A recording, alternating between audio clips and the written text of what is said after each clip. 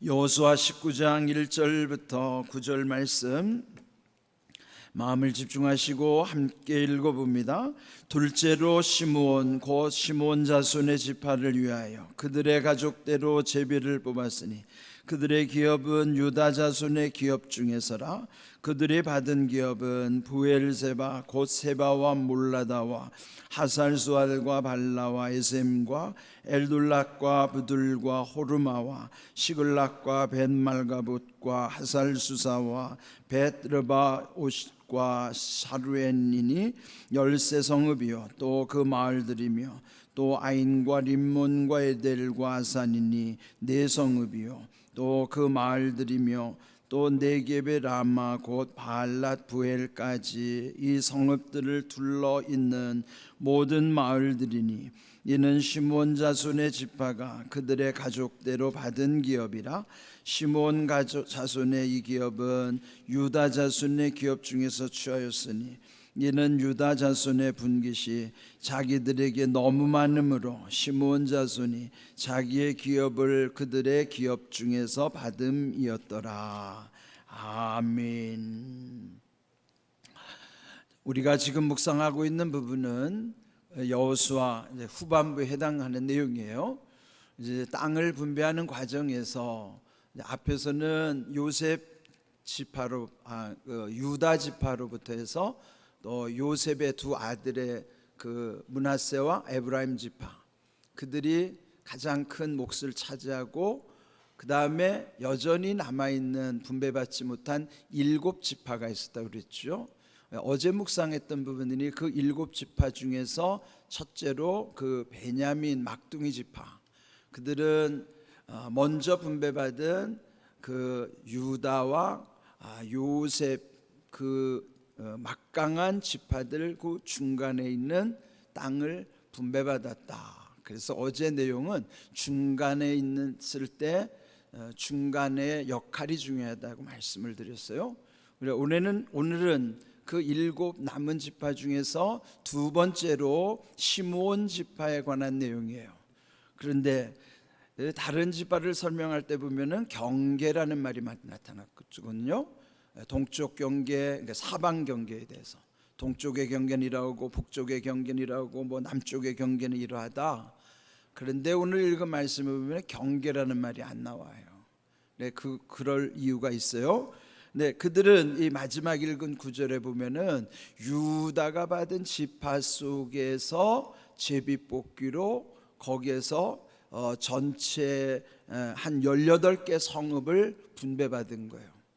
그렇다면은 12지파들이 다 땅 분배를 받는데 조금 다르죠? 그럼 이미 먼저 분배받았던 유다 지파의 그 광활한 땅의 일부를 재분배받은 거예요. 그럼 좀 이상하지 않아요? 우리가 생각하면은 당당하게 그 모든 땅들을 이렇게 분배받아야 할 것인데 왜 그 먼저 분배받은 유다 지파 안에서 그것도 아주 부분적으로 조금 있는 그냥 18개 성읍만 분배했을까 하는 거예요. 그 원인을 아는 게 중요한 겁니다. 하나님이 하시는 일 속에는요 보이지 않는 섭리가 들어있어요.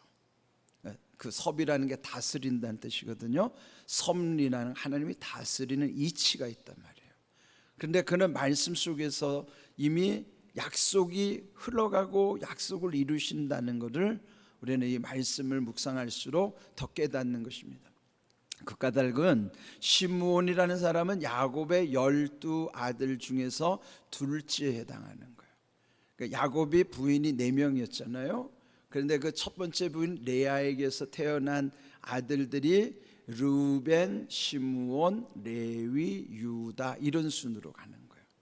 그러니까 그 첫 번째 아내 레아에게서, 그러니까 한 배 어머니에게서 태어난 거예요. 그 12아들이 그 네 어머니를 두었으니 다 배다른 형제들이잖아요. 그 배다른 형제들 사이에 형제들 사이가 좋을까요? 그게 안 좋다고요. 그렇더라도 또 한 어머니에게 태어난 한 배에서 태어난 형제들끼리는 서로 뭉치겠죠.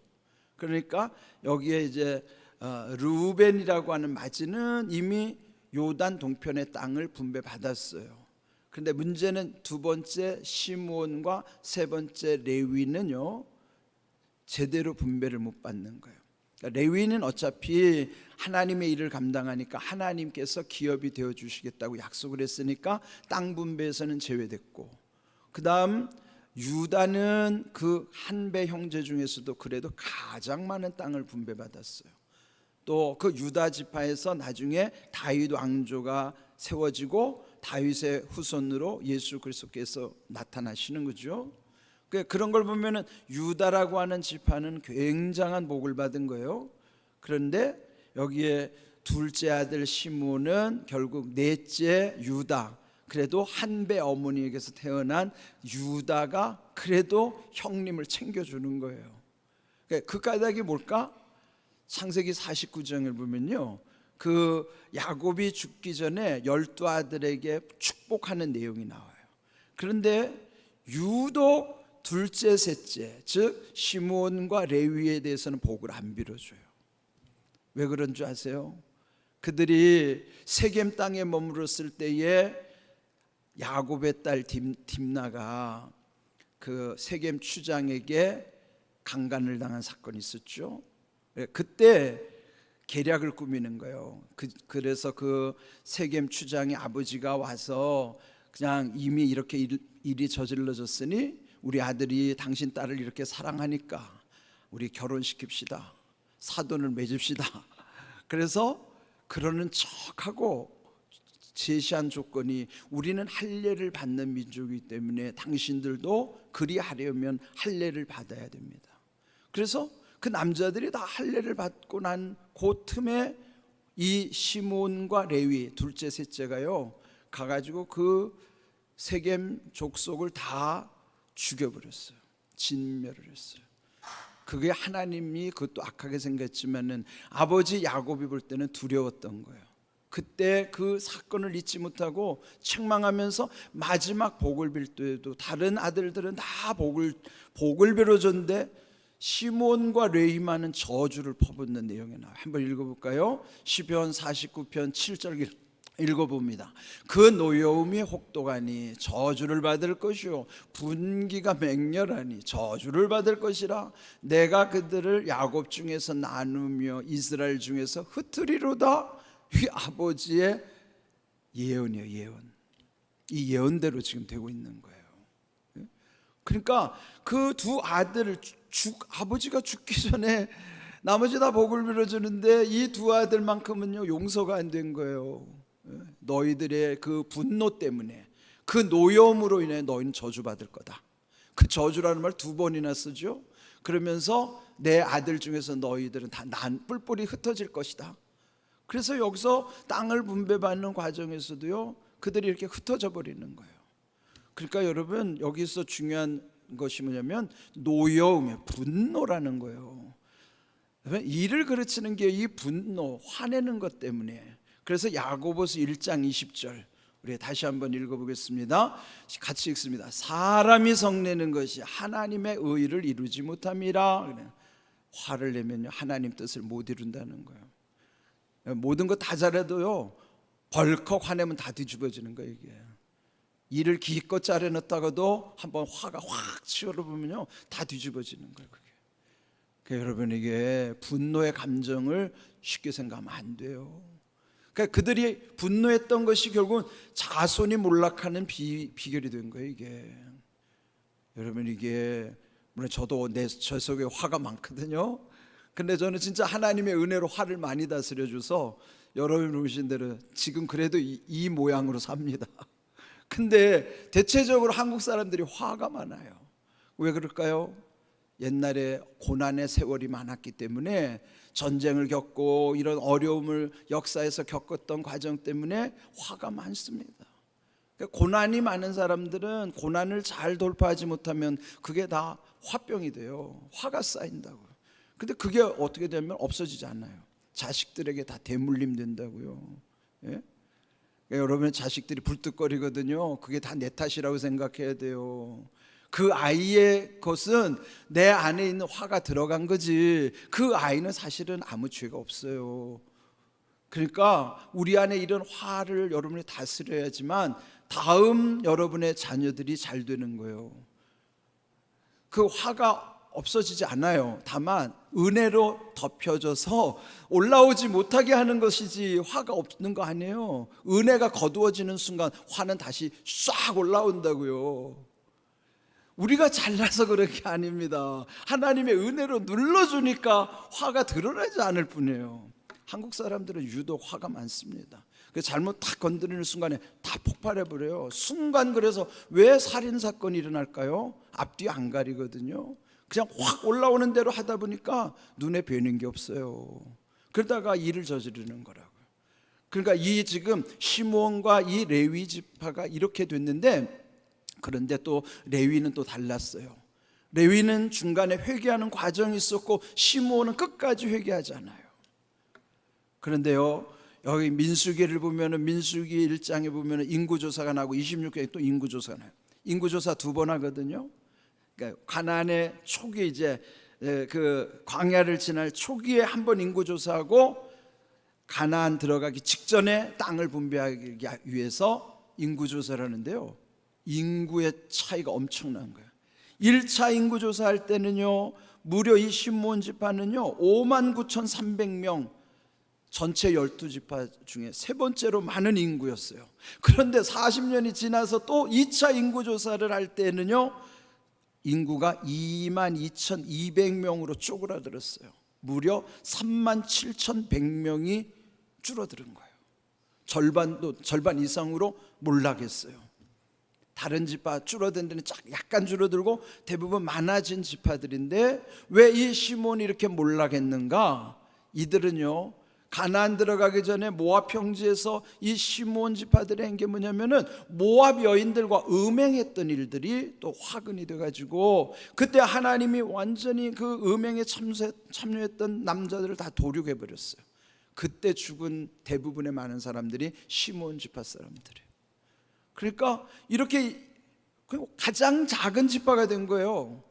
1차 인구조사 때는 세 번째로 많은 인구였는데 40년 후에는 12지파 중에서 가장 작은 인구로, 적은 인구로 완전 몰락한 거죠. 그 몰락의 배경에는 야곱의 예언도 있었지만 중요한 건 그들이 회개하지 않은 거예요. 여러분, 회개라는 건 우리 저주도요 복으로 바꿀 수 있는 기회입니다. 그런데 끝까지 회개하지 않고 그대로 방치하고 그대로 내버려두면 그대로 망가지다가 망하는 쪽으로 가요. 그 중에 하나가 뭐예요? 분노함으로 나타나는 이런 죄들이라고요. 또 이들이 음행한 결과로 또 우상숭배로 이어지는 거로 이렇게 악이 악순환되는 거예요. 결국 이거 굉장히 조심해야 됩니다.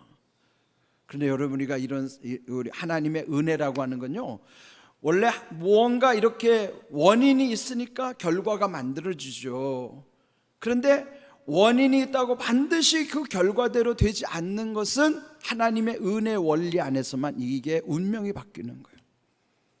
점쟁이들이 대체적으로요 점을 잘 치는 이유 중에 하나는 운명의 굴레에 매여 있기 때문에 사람들이 살아가는 건 거기에요. 그래서 이 사람이 뭔 원인을 찾아내면 너는 이렇게 지난 세월 이렇게 됐지, 너 앞으로 이렇게 될 거야. 대체적으로 용한 점쟁이들은 잘 맞춰요.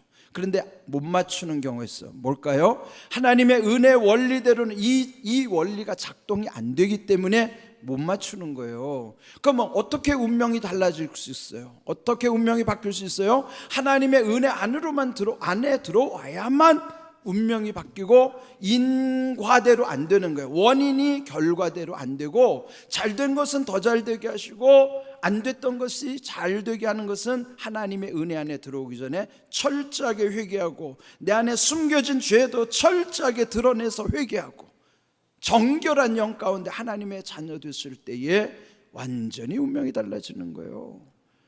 이런 것이 저는 역사적인 흐름 속에서도 늘 생각하거든요. 그런데 이게 동양 사상의 핵심이 되게 중국 사상이거든요. 여러분 잘 아는 공자, 맹자, 순자, 노자 이런 자자가 들어가는 건 이름이 아니라 자자는요 위대한 스승들에게 붙이는 호자가 자자예요. 그러니까 그 중에 한 사람이 누구냐면 한비자라고 하는 사람이 있어요. 그 주전 200년 전, 그러니까 예수님 오시기 200년 전에 활동했던 인물인데, 그 한비자가 말했던 5가지 힘의 흐름이 있어요. 논리가 있다고. 그게 뭐냐면 비리 법 권천이라고 하는 5가지예요. 비는 뭐냐면 옳지 않은 것, 옳지 않은 게 비예요. 비. 그게 뭐예요? 불법, 죄, 이런 게 비라고. 비. 리는 뭐냐면 이치예요. 이치. 그러면은 옳지 않은 것은 이치를 이길 수가 없고, 그 비리 법, 아무리 이치대로 간다 하더라도 법으로 정해놓으면 법을 이길 수가 없다. 그런데 법을 만드는 권력자를 이길 수가 없다. 문제는 아무리 센 권력자라 하더라도 하늘을 이길 수가 없다. 그게 비리 법권천이에요. 그게 뭐예요? 힘이 어떻게 흘러가는가. 최고의 힘이 어디로부터 온다는 거예요? 하늘로부터 온다는 거예요. 그 하늘이 누구예요? 하나님이시죠. 근데 어떻게 지금으로부터 2200여 년 전에 그 한비자라는 사람이 이런 성경도 모르는 사람이 성경의 정신과 다르지 않은 그런 사고를 했을까? 저는 이런 게 놀라운 거예요. 여러분, 아무리 막강한 권력자라 하더라도요, 하늘을 이길 수가 없는 거예요.